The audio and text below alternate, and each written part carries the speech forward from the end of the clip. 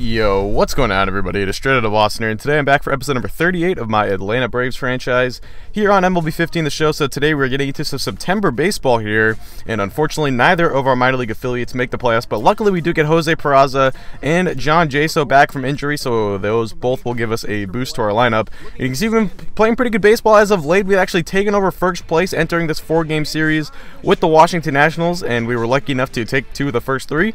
So we actually enter this series finale here with a 1.5 game lead over Washington in the division, something I did not think would happen. I thought Washington would run away with this, but really since the deadline, we've played really good baseball, and it's being shown in the standings. As you can see, we entered the game, like I said, game and a half up, 2 up in the loss column, but the Nationals do have a chance to cut into that lead a little bit here today, as it will be the finale of this 4-game set. Both teams rocking the alternates. Take a look at the lineup for the Atlanta Braves. Pretty standard stuff. We do have Brett Walker in there for Cole Calhoun, just giving Calhoun a standard day off. They will be opposed by Joe Ross, who is dealing early here as Ross gets Gong to strike out for the first out of the first inning here, with D. Gordon already on second base. Now he's on third base with 2 outs, but Soler is also going to strike out, so a pair of strikeouts for Joe Ross in the top half of the first to get him out of the, or, help him work around the leadoff base hit from D. Gordon. Now take a look at the Washington Nationals lineup. This is a team that we've obviously faced countless times in this series so far, as we have taken control of a pair of Nationals rivals, division rivals really. So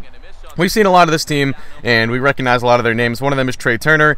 He goes down on the curveball there, and actually I think that might have been a slider. This is the curveball getting Harper, as the Braves starting pitcher Matt Wiesler gets a couple of strikeouts of his own here in the first inning. We see a bunch of former Padres prospects in this game. Joe Ross, Matt Wiesler, and Trey Turner all making an appearance early on in this video. This time Jaso hits one to deep left field, but Carmen Gomez is there to run that down. Now bottom 2 man on first. Curveball once again is dropped in there by Wiesler as he strikes out Mike Moustakas. Now it's Anthony Rendon up. He would be the next batter. He goes down on the curveball, so Wiesler really working with that curveball. If you remember the first time we used him in an episode earlier this year, it was really the fastball we were getting a lot of strikeouts on. This time I tried to, I don't even know what that pitch was. I couldn't tell if it was a fastball or a changeup, but that pretty much stayed straight and caught way too much of the plate, so Zimmerman takes Wiesler yard, deep left field. That is a 2-run bomb, and that puts the Nationals on top 2-0 as they get on the board first. He knocks home Stephen Vogt on the home run. Now it's Gong up later in the 3rd inning here. He goes down.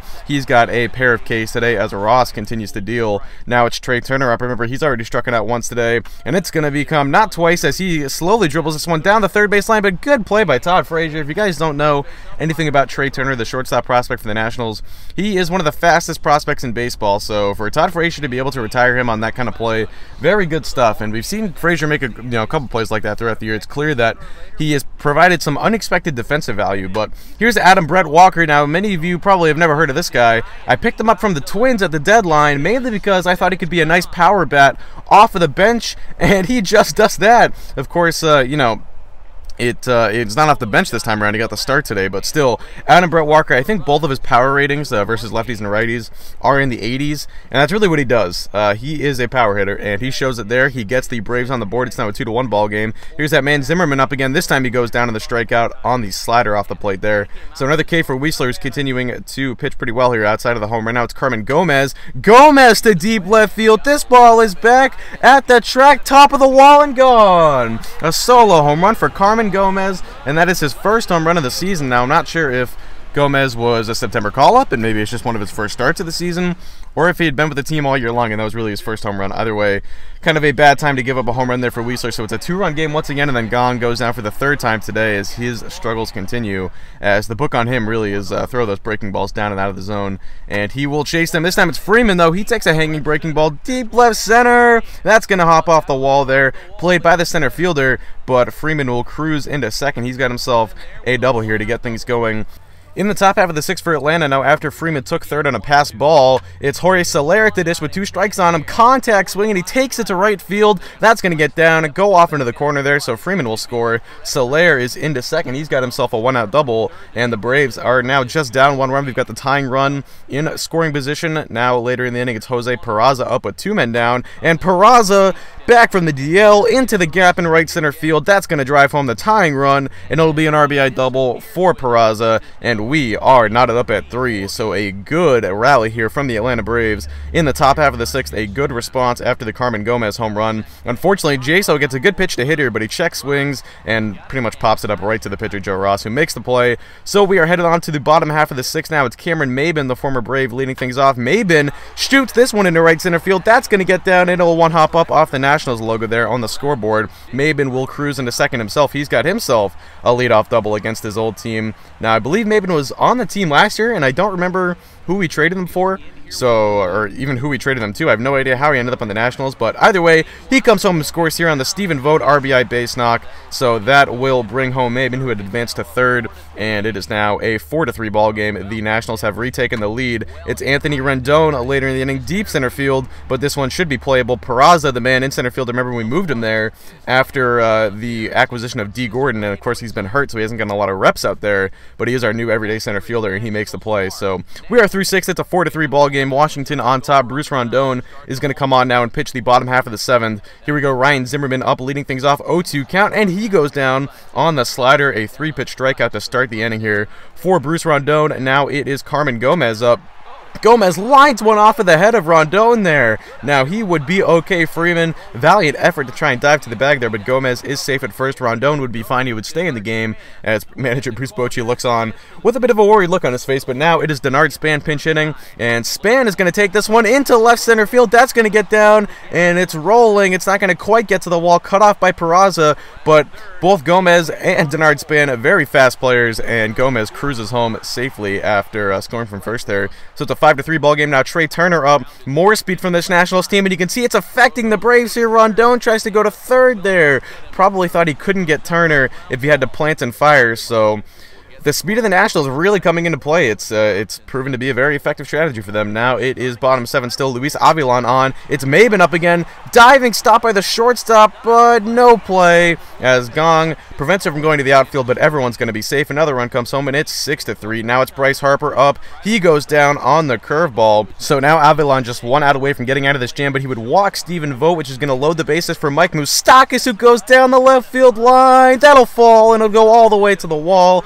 As you can see, I really went for the all-or-nothing play there, trying to go right to it and catch it in the air. And then a bad cutoff play here, and then oh my god, just a disaster of a relay there. Not only was it not lined up properly, but Gong's throw in the dirt probably could have gotten the runner Vogt from first, but instead he is safe. And then it's Rendon up next. He's going to take one deep left center. This one at the track. It'll get down, 1 hop up off the wall, and it's another RBI extra base hit here. It'll be a double for Anthony Rendon, and it's now a 10-3 ball game. Washington has blown this game open. It'll be Touki Toussaint on for the Braves now, coming in long relief here, as he was the man picked up from Arizona in the Bronson Arroyo trade earlier this year. That's going to be a base hit into left field. Now here comes the runner, the throw from Adam Brett Walker, and once again the catcher Jaso can't hang on, so another run comes home for Washington. It's an 11-3 ball game. Now it is Carmen Gomez up. Remember the man who, did he get this inning started, or did he hit second in the inning, I want to say? I don't even know anymore, but he goes down, so it would retire the side. Finally, we are through the inning now. Aaron Barrett coming on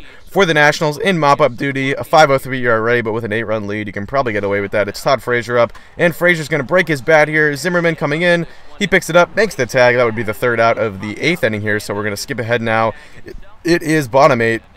And it's Peter Borges leading things off, 2-2 count. He goes down on the changeup, so first strikeout for Touki Toussaint. Borges rocking a pretty interesting mustache there. But anyway, later in the inning, it's Harper. Harper, deep left center field, and this ball was absolutely obliterated. Long gone here, a 2-run shot, and the Nationals continue to pour it on. Check out Harper pimping this one. He knew it was gone right from the moment of impact there, and you can see well, it's got to be 4 or 5 rows up there in the bleachers, and look at Toussaint's reaction. He knew it. He didn't even turn around and look. He saw it immediately. It was long gone. So a 2-run shot, a 13-3 ball game now. It's a 10-run lead for Washington. Top 9 now. It's Jose Peraza, and Peraza gets hit here with what looked to be a 1-0 fastball from Barrett. Not sure if that was intentional. It didn't really look like there would have been a reason for it to be intentional, but either way, next batter, Jaso, or a 4-6-3 double play. So really nothing going right for the Nationals now, or for the Braves, excuse me. But we do have this man, Adam Brett Walker, up. Last chance, full count, 2 down. And he hits one to deep left center field. This ball is back, and it's gone. So Adam Brett Walker with his second solo home run of the day. He makes it a 13-4 ball game. But clearly that pickup at the deadline proving to be a little bit more impactful than I thought it was going to be. I know, you know, despite his efforts today, it didn't result in a win. Spoilers, yeah, we are going to lose this game. But still, it appears that Walker, you know, could be a nice bench bat. He might make the postseason roster. I don't know. We'll see. But either way, Benito Rodriguez would come on, pinch hit, and fly out, and that would do it. So the Nationals win. Joe Ross, actually, he doesn't get the win, does he? I guess he does, because they took the lead in the 6th, and he was still pitching. So, yeah, I guess he gets the win. And that would do it. Nationals pick up a game in the divisions. They're only a half game out now, still one back in the loss column. But that is going to do it. So hope you guys did enjoy. Thanks for watching. Zuzum out. Peace.